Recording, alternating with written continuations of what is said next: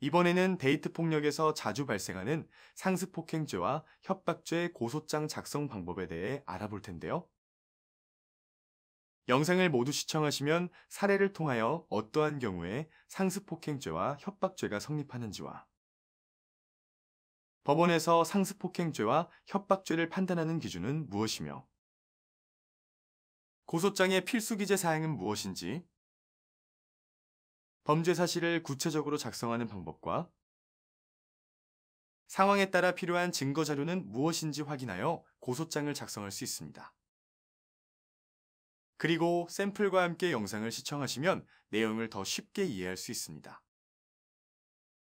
최근 들어 연인 간에 발생한 작은 다툼이 폭행으로 이어지는 데이트 폭력 피해가 증가하고 있습니다. 심지어 연인 관계는 오랜 기간 시간을 함께 보내기 때문에 이러한 범죄가 상습적으로 발생하고 있는데요. 가해자는 폭행을 반복해서 저지르고는 피해자에게 실수였다 혹은 사랑해서 그랬다라면서 자신의 폭행을 정당화시키거나 자신과 헤어지지 못하게 협박을 일삼기도 합니다. 그래서 피해자는 신체적, 정신적 피해를 입게 되므로 연인으로부터 데이트 폭력을 당했다면 단호히 끊어내고 상황을 바로잡는 것이 중요합니다. 그럼 이번 영상을 끝까지 시청하여 폭행 및 협박 가해자의 처벌을 구하기 위한 고소장 작성 방법을 확인해 보세요.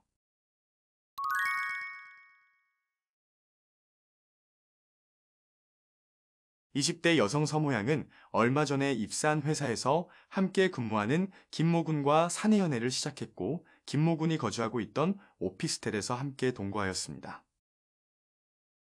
2023년 3월경 김모군과 서모양은 함께 사는 오피스텔에서 컴퓨터 게임을 하고 있었고 게임에서 지게 되자 김모군은 화를 참지 못하고 서모양을 향해 손에 든 빈 맥주캔을 던졌는데요. 서모양은 김모군이 많이 화나 보였기 때문에 우선 진정시키고 다음날 김모군이 맥주캔을 던졌던 상황에 대해 이야기하자 김모군은 요새 너무 힘들어서 예민했다면서 사과했습니다.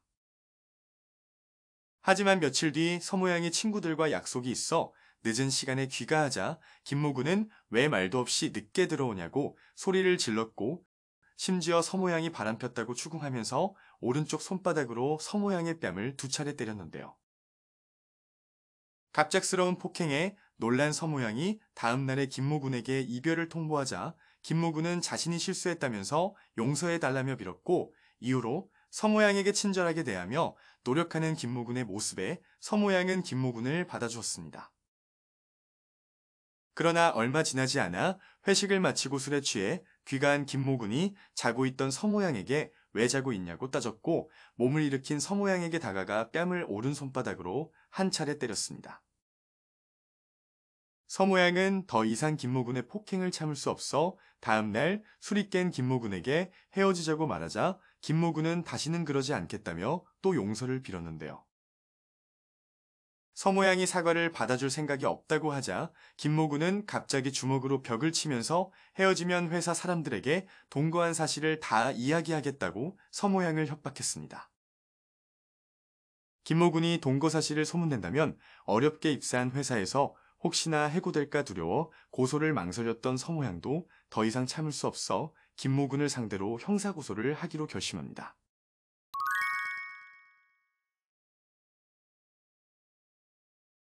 데이트 폭력은 아직까지 별도의 범죄로 규정하고 있지 않은데요. 그래서 가해자의 행위에 해당되는 죄명으로 고소해야 합니다. 이번 사례에서 김모군의 행위는 형법상 상습폭행죄와 협박죄에 해당하는데요. 구체적으로 어떤 행위가 상습폭행죄와 협박죄에 해당하는지 알아보겠습니다.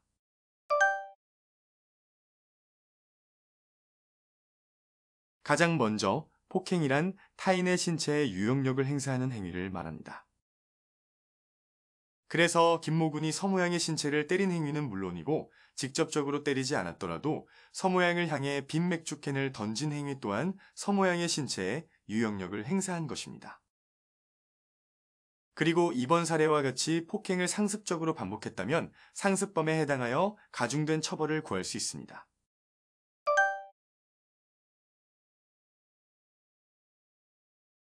또한 협박이란 공포심을 일으키기에 충분한 정도의 해악을 고지하는 것을 말하는데요.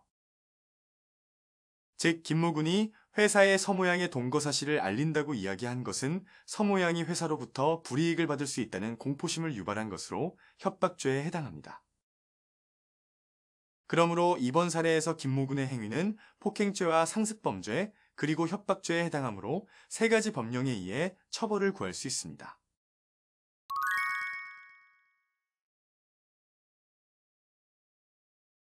그럼 위 사례에 맞춰 고소장 작성 방법에 대해서 살펴보겠습니다. 우선 고소장이란 범죄의 피해자 또는 고소할 권한이 있는 사람이 범죄 사실을 수사기관에 고소하기 위해 제출하는 서류입니다. 쉽게 말해 범죄의 가해자를 처벌해달라고 요청하는 서면인데요. 그렇기 때문에 고소장을 작성할 때는 가해자의 범죄 사실을 구체적으로 기재해야 합니다. 먼저 고소장을 작성하기 위해서는 아래와 같은 순서로 목차를 설정합니다. 고소인이란 고소를 하는 사람으로 고소인의 신분을 확인할 수 있는 사항을 기재합니다. 피고소인이란 고소를 당하는 사람, 보통 범죄 가해자를 말하며 피고소인을 특정할 수 있는 사항을 기재합니다. 주소를 기재할 때에는 거주지와 주민등록상 주소 중 어느 것을 기재해도 무방하지만 이번 사례에서는 함께 동거했던 피고소인의 거주지 주소를 기재하였는데요. 만일 피고소인의 주소를 모른다면 불상으로 기재하고 연락처와 같은 정보로 피고소인을 특정해달라고 요청할 수 있습니다. 고소 취지와 관계 법령은 피고소인을 어떤 법령에 의해 고소하는지 기재하는 항목으로 관련 법령인 형법 제260조 폭행죄와 264조 상습범, 그리고 283조 협박죄를 기재하였습니다. 범죄 사실은 본격적으로 사건 발생 경위에 대해서 기재하는 항목입니다. 그리고 피고소인의 범죄 행위를 설명하는 부분이므로 고소장에서 가장 중요한데요. 그래서 범죄 사실을 구체적으로 기재하기 위해서는 소목차를 만들어 정리하는 것이 좋습니다. 다음은 범죄 사실에서 반드시 들어가야 하는 내용의 소목차인데요. 작성한 소목차에 따라 범죄 사실을 어떻게 작성하는지 확인해 보겠습니다. 첫 번째로 고소인과 피고소인의 관계는 사건의 배경을 파악하기 위해 필요한 항목으로 고소인과 피고소인이 서로 어떤 관계인지 기재합니다.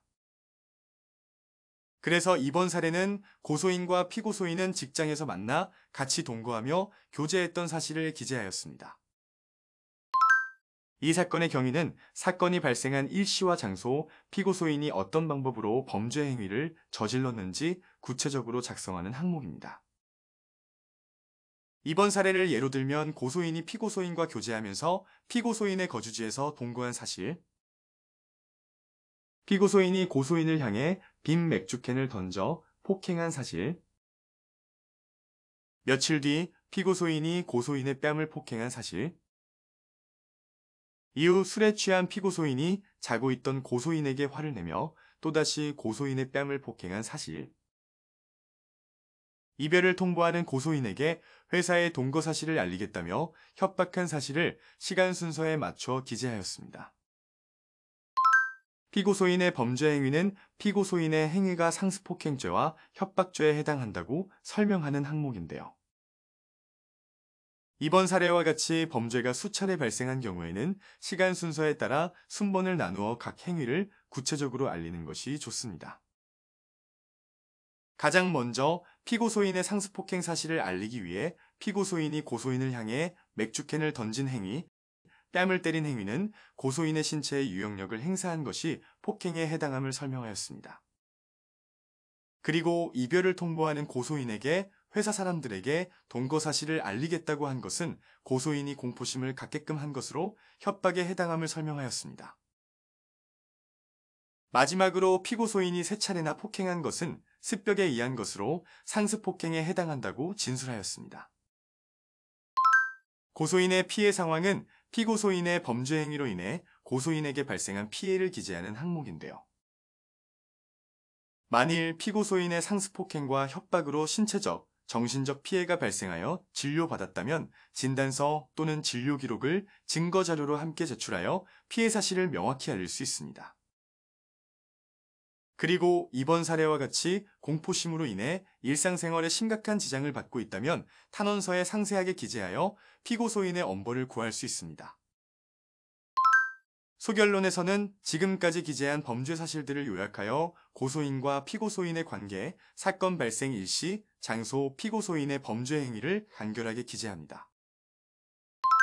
그리고 마지막 결론에서는 피고소인을 엄벌에 처해달라는 취지를 기재합니다. 증거자료는 피고소인의 범죄 사실을 입증하기 위하여 반드시 필요한 자료입니다. 증거자료는 각자 상황에 맞는 자료를 수집하고 제출하는데요. 만일 피고소인의 폭행으로 부상을 입었다면 진단서나 폭행, 협박 사실이 드러나는 통화 녹취록, 문자 내역이 있다면 함께 제출하는 것이 좋습니다. 이번 사례에서는 탄원서를 통해 피고소인의 범죄 행위로 인해 발생한 고소인의 피해 사실을 알렸는데요. 이처럼 마땅한 증거 자료가 없는 경우에는 고소장을 접수하고 난 후 진행하는 고소보충조사에서 당시 상황을 구체적으로 진술하여 피고소인의 범죄 사실을 알릴 수 있습니다. 다음 관련 사건의 수사 및 재판 여부는 각 항목을 보고 해당하는 사항에 표기합니다. 고소장을 다 작성하였다면 범죄 발생지인 피고소인의 주소지 관할 경찰서에 제출합니다. 그러나 피고소인의 주소지를 모르는 경우에는 고소인의 주소지 관할 경찰서에 제출하여도 무방합니다.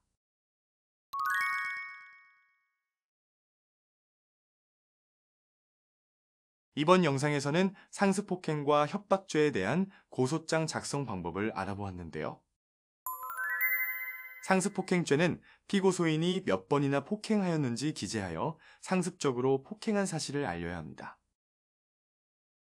그리고 협박죄는 피고소인이 고소인에게 해악을 고지하며 공포심을 유발한 사실을 상세하게 기재하는 것이 핵심입니다. 그럼 여러분들도 용기를 내어 고소장을 작성해보세요.